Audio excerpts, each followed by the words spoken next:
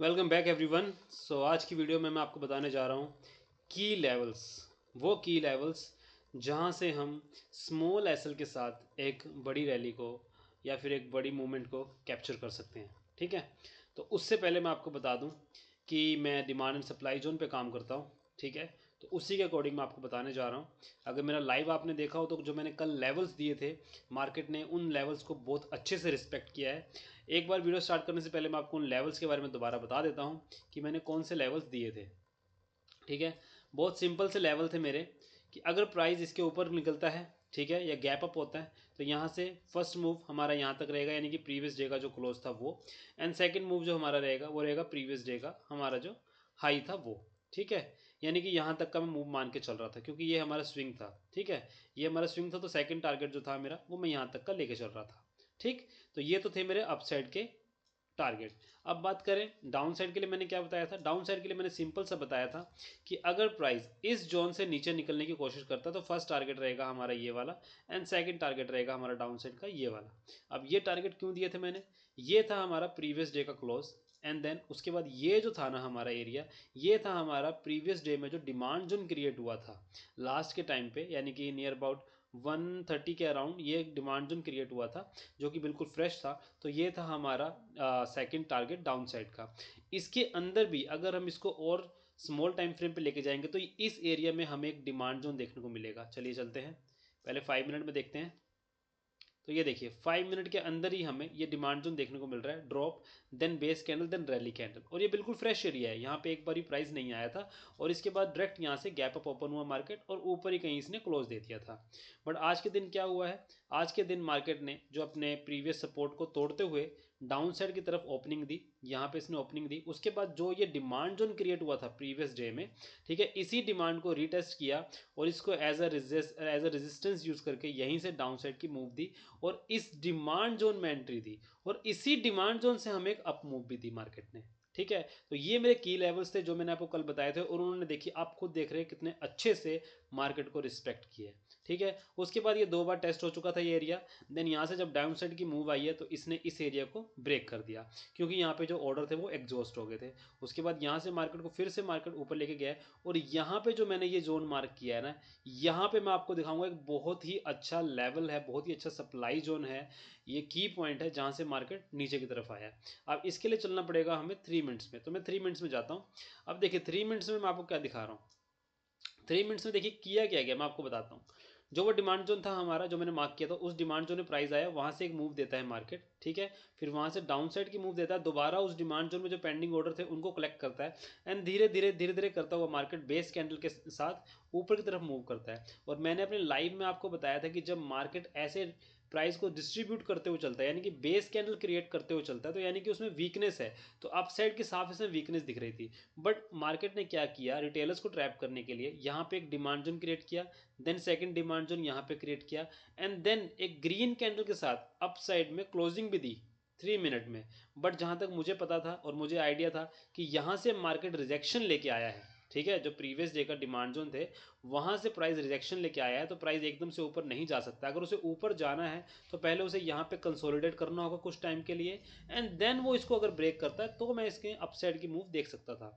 But यहाँ पे retailers को ट्रैप किया गया, और जैसे ही यहाँ पे ये वाली कैंडल जो हमारी बेस कैंडल है ये बनती है, और देन ये एक रेड कैंडल बनती है। ठीक है, यहाँ से मुझे समझ आ गया था कि प्राइस जो है वो डाउन साइड की तरफ मूव करेगा। बट शायद उस टाइम तक मैं जा चुका था मार्केट से, हाँ, क्योंकि मुझे बाहर जाना था, मैं चला गया था उस टाइम। यस, तो उसके बाद का मार्केट मैंने देखा नहीं।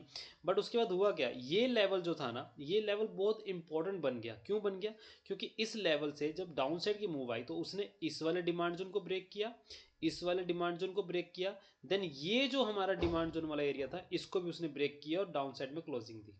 ठीक है, इसीलिए इसकी जो क्लोजिंग थी और इसकी जो क्लोजिंग थी वो बहुत अच्छी मानी गई, और इसकी एक अचीवमेंट है। अचीवमेंट क्या होती है? जब भी किसी जोन में देखिए आप कोई डिमांड जोन या सप्लाई जोन को आप देखें ना, तो उसमें आप 2 चीज़ें याद रखें। नंबर 1, वहाँ पे बेस कैंडल्स कितनी है, एंड नंबर 2, क्या उसने कोई प्रीवियस हाई को ब्रेक किया है, किसी प्रीवियस स्विंग को ब्रेक किया है, या किसी प्रीवियस डिमांड या सप्लाई जोन को ब्रेक किया है। अगर ये तीनों पॉइंट आपको उसमें देखने को मिलते हैं, इसका मतलब वहाँ पे पेंडिंग ऑर्डर होने के चांसेस ज़्यादा है। फिर जैसे ही मार्केट यहाँ पे आया वापस, तो यहाँ पे देखिए इस इतने स्मॉल एसएल के साथ, अगर आप यहाँ पे ट्रेड बनाते तो कितनी अच्छी मूव आपको देखने को मिली है। इवन आपका स्टॉप लॉस हिट ही नहीं हुआ, एंड तक आपका स्टॉप लॉस हिट नहीं हुआ, आपको यहाँ तक जो ये वाला डिमांड जोन क्रिएट हुआ था ना, यहाँ पे ये वाला रैली बेस देन रैली, यहाँ पे आया मार्केट और यहीं से फिर मार्केट ऊपर की तरफ चला गया। ठीक है, तो ऐसे होते हैं की लेवल्स। इन की लेवल्स को अगर आप देखना सीख गए ना और इनको आप एनालाइज करना सीख गए, तो आप कोई भी इंट्राडे में इजीली ट्रेड आप बना सकते हैं। मेरी तरफ से कोई सेल और बाय की रिकमेंडेशन वाली वीडियो नहीं है, मैं सिर्फ आपको ये एजुकेशनल वीडियो बना के आपके लिए ला रहा हूँ, जिससे कि आपको ये समझ आएगी की लेवल्स कैसे काम करते हैं। ठीक है, तो ये डिमांड एंड सप्लाई जोन के अकॉर्डिंग मैं आपको चीज़ें बता रहा हूँ। बहुत सिंपल है, कुछ भी नहीं है। आपको सिर्फ पैटर्न पता होना चाहिए डिमांड एंड सप्लाई जोन के, आपको ये पता होना चाहिए कितने टाइप के डिमांड एंड सप्लाई जोन है। अगर आपको नहीं पता तो आप मेरी वीडियो देख सकते हैं, जो उसमें मैंने डिमांड एंड सप्लाई जोन के पैटर्न को अच्छे से समझाया है। और एक चीज़ और मैं आपको बताता हूँ, जब भी कई बार होगा आपको परफेक्ट डिमांड सप्लाई जो नहीं देखने को मिलेगा। अब जैसे यहाँ पे है, यहाँ पे आपको एक रैली कैंडल तो मिल गई, पर यहाँ कोई बेस कैंडल थी नहीं। फिर मैंने ये एरिया क्यों मार्क करा? ये मैंने एरिया इसलिए मार्क करा है कि जब भी आपको ऐसी कैंडल्स देखने को मिलती है ना, जैसे एक ग्रीन कैंडल मिलती है, उसके तुरंत बाद एक रेड कैंडल मिलती है जो कि बहुत बड़ी हो साइज में, ठीक है, जिसकी रेंज बहुत बड़ी हो, बट उसमें या तो ग्रीन कैंडल की विक हो या रेड कैंडल की विक हो, किसी की भी विक हो, उस एरिया में ना हमेशा आप देखिएगा स्मॉल टाइम फ्रेम पे जाके आपको एक ना एक सप्लाई जोन या डिमांड जोन देखने को जरूर मिलेगा। क्योंकि ये जो एरिया है ना, इसमें तुरंत जो ये रेड कैंडल बनी है विद अ स्मॉल विक, इसका मतलब है कि पहले प्राइस को ऊपर ले जाया गया, बट यहाँ पे सेलर्स ने बायर्स को प्रेशराइज किया और यहाँ पे फाइट हुई बायर एंड सेलर के बीच में, एंड देन तुरंत इसको नीचे लाया गया। ठीक है, तो ये एरिया इसलिए मेरे लिए इंपॉर्टेंट हो गया था, इसीलिए मैंने इसको फिर स्मॉल टाइम फ्रेम पे जा जाके देखा। पहले मैंने 5 मिनट में देखा, ठीक है, तो 5 मिनट में मुझे सेम यही चीज़ देखने को मिली कि एक green candle then red candle then downside की मूवमेंट। ठीक है, तो मैं समझ गया कि यहाँ पे कुछ ना कुछ जरूर है। देन उसके बाद जब मैं 3 मिनट्स में गया ना, तो मुझे साफ साफ यहाँ पे एक अच्छा सप्लाई जोन देखने को मिला। ठीक है, तो ये सिंपल सा था, ये की लेवल्स हैं। इन की लेवल्स को आप फाइंड आउट अगर आप करना सीख गए और आपको ये समझ आ गया कि कहाँ पे ट्रेड करनी है और कहाँ पे ट्रेड नहीं करनी है, तो ईजिली आप कुछ भी आप मतलब जो भी आपके एम है, गोल है, वो आप अचीव कर सकते हैं। बट आपको पेशेंस चाहिए।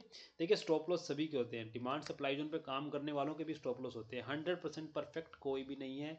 कोई अगर ये बोलता है ना कि मैं 90% एक्यूरेसी 100% एक्यूरेसी है मेरी इसमें, पॉसिबल ही नहीं है, वो झूठ बोल रहा है। अगर आपकी 70% 60% भी एक्यूरेसी है ना, और आपका रिस्क रिवॉर्ड अच्छा है अगर, तो आप बहुत अच्छे ट्रेडर हैं, बहुत अच्छे, बहुत प्रॉफिटेबल ट्रेडर बन सकते हैं।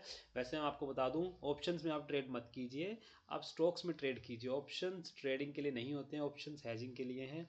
और मैं कोई सेबी रजिस्टर्ड या फाइनेंशियल एडवाइजर नहीं हूँ, तो मेरे कहने पर तो बिल्कुल ट्रेड मत कीजिए।